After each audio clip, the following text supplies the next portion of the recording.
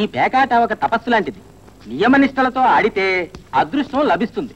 ఆ గీతలో శ్రీకృష్ణ పరమాత్ముడు ఏమన్నాడంటే, శ్రీకృష్ణ పరమాత్ముడు ఏమన్నాడన్నది కాదు, నీ డబ్బు క్షవరమై తిరిగి నువ్వు ఇంటికెళ్తే మీ ఆవిడ ఏమంటుందో నువ్వు ముందు ఆలోచించు.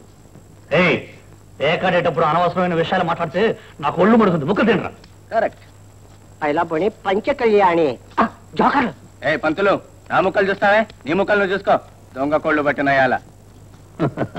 తన ముక్కలు తన చేతిలోనే ఉంటాయి కదా, అవి ఎప్పుడైనా చూసుకోవచ్చని ముందు చుట్టుపక్కల వాళ్ళ ముక్కలు చూస్తాడు. అబ్బాయి తీర్చుకో. అందరికి ఇస్తాను, నీకు మాత్రం వేను. పాతికెంతరా? 2 ఆటలు కొడితే నీ టీ కొట్టునే కొంటాను. షో. ఒరే భూపతి, నువ్వేంట్రా షో మీద షో చేస్తున్నావు?